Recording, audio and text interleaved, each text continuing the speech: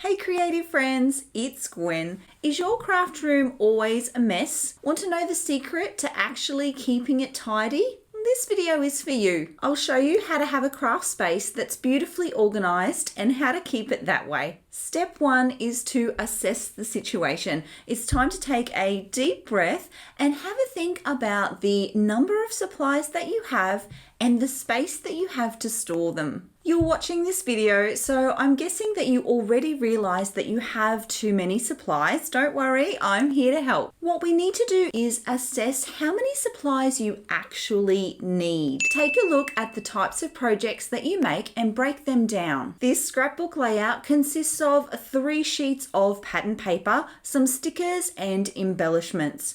If I know that I'm creating one scrapbook layout every week within a year, I'm going to need 156 sheets of pattern paper for all of my scrapbooking this year. Knowing this number is really helpful, especially when you're out at the store. If you see a pack of pattern paper that has 36 sheets in it, you know that that pack is a quarter of your yearly supply of products. Next, we need to get a clear idea of the products that you're using right now. Take a look at the projects that you've created this year and really look at them. You're looking for patterns. Are there particular colors that you prefer to use? Is there a style of scrapbook product that you will always gravitate to? The items themselves will also help give you clarity. If you've made only scrapbooking layouts this year, there's probably not a lot of point in keeping a bunch of knitting supplies. If none of your scrapbook layouts include mixed media,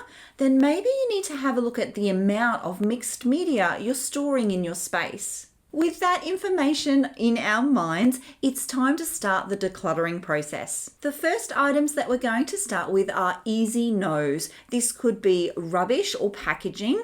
It could be something that's broken, or a supply that you look at and you really just don't enjoy anymore. If you see something that stands out as a no, it's got to go. Our goal here is to get as many things out of the space as quickly as possible, and I promise you'll find more than you think. These quick wins will help encourage and inspire you. It's so nice to see some major progress really quickly. With the easy decisions now made, it's time to dive a little deeper. So we're going to work section by section for this part of the decluttering process. I highly recommend working drawer by drawer, shelf by shelf, because things are going to get a bit messy. Now's a great time to think about what we learned earlier. Remember the products that you love and actually use on your projects. You also have a much clearer idea of the actual number of products that you'll need. Remember, you did the math. In this step, you want to be seeking out the products that you want to keep. So you're looking for the products that you love and the products that you use. Those ones are going to stay in your stash. Everything else gets removed. Work drawer by drawer, section by section, so that you can stop at any time. For the items that you don't love, you have 2 options: donate or quarantine. But remember, you can't quarantine everything, and you've kind of been doing that. Be ruthless. Stand in the confidence that you've already done the work of identifying how many supplies you need and the types of supplies that you love. If you are unsure about an item, chances are you should not keep it, and do not ask yourself, is this useful? You are a beautiful creative. Of course it's useful. That's not what we're looking for here. We're trying to match the supplies that you own to the supplies that you love and use. With all the decluttering done, you've worked really hard to get to this point, so it's important that we protect the progress that you've made. To do this, you have 2 rules to follow.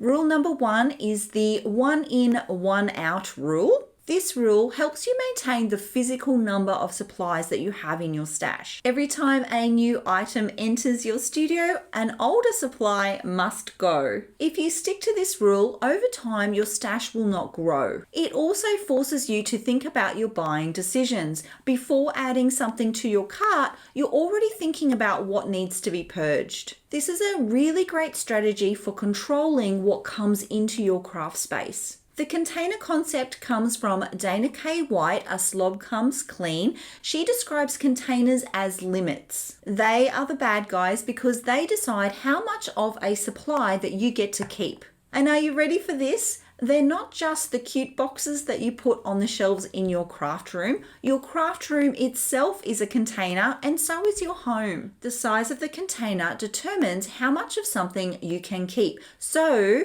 be sure to add your favorites in first. Once the container is full, the other supplies have to go. Now that you have fully decluttered your craft space, you'll want to start looking at more specific organisation and storage items, starting with this very simple idea for your distress inks. It's inexpensive and something you can put together very easily. Be sure to check it out right here, and I'll see you all in the next video. Until then, bye!